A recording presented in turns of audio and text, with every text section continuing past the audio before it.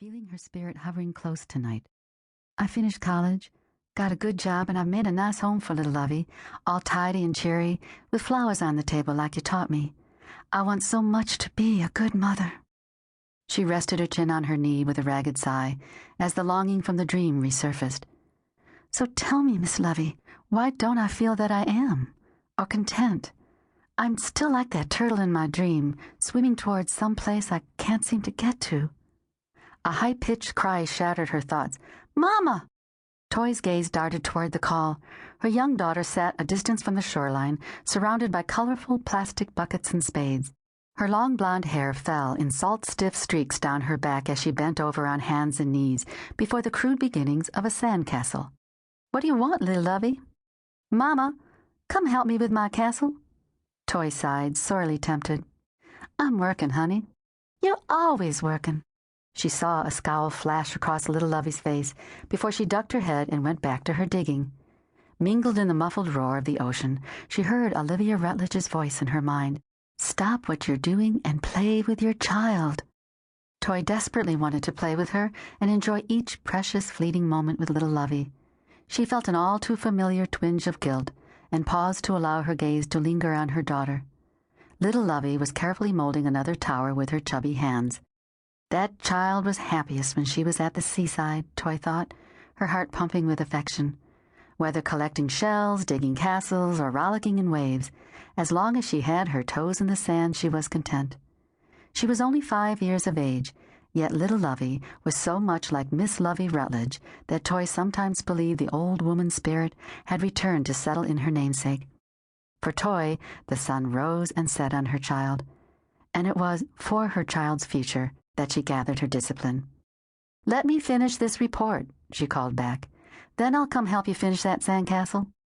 You promise? I promise, okay? Her daughter nodded, and Toy resolutely brushed away grains of sand from her notebook and returned to the report that was due by morning. She was an aquarist and had been placed in charge of her own gallery at the South Carolina Aquarium. It was her first break, and she needed to prove that she was capable of the responsibility. The no-see-ums and mosquitoes were biting in the sticky humidity, and blown sand stuck to her moist skin, but she worked a while longer, determined to finish in the last of the day's light. A short while later, she closed her notebook and raised her gaze toward her daughter. Another lopsided tower had been added to the castle, but her daughter was gone. Toy's breath caught in her throat, and her eyes wildly scanned the beach. Lovey! She cried out, leaping to her feet. Mama, look! Toy swung her head around toward her daughter's voice. Little Lovey was arched on tiptoe at the water's edge. The bottom of her pink swimsuit was coated with a thick layer of damp sand, and she was pointing excitedly toward the sea.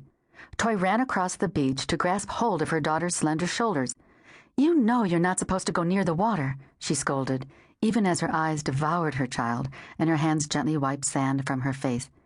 You scared me half to death. The 5-year-old was oblivious to her mother's concern. Instead, her large blue eyes were riveted to something in the surf. It's right there, she cried, wiggling her pointed finger urgently. I see it. What do you see, a dolphin? Toy turned her head back toward the Atlantic to peer into the rolling surf. Then she saw it. A large, dark object floated at the surface not more than 50 feet out. It wasn't a dolphin. She squinted and moved a step closer. Could it be a turtle? The dark hulk appeared lifeless in the waves. You stay right here, she ordered in a no-nonsense tone, and this time little Lovey didn't argue. Toy rolled her pants higher up on her slender legs, coiled her shoulder-length blonde hair in a twist at the top of her head, then walked into the sea for a closer look. She felt the chilly spring water swirl at her ankles, calves, and then dampen the hem of her shorts as she waded forward, intrigued by the shadowy object bobbing on the waves. It was a turtle. It had to be at least 200 pounds. And it looked dead.